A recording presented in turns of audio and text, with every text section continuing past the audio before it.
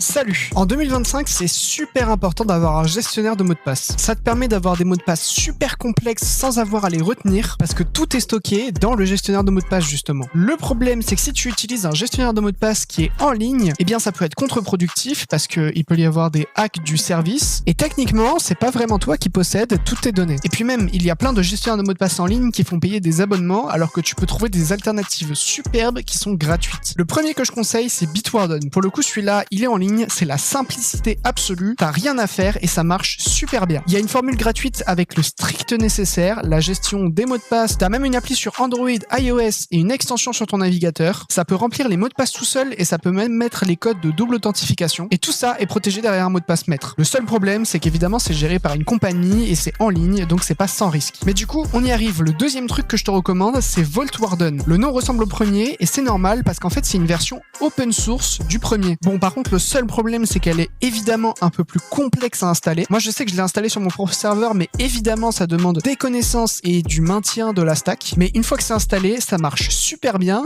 C'est stocké en local sur mon serveur. Je peux y accéder de partout. Et pareil, c'est compatible avec tous les produits Bitwarden.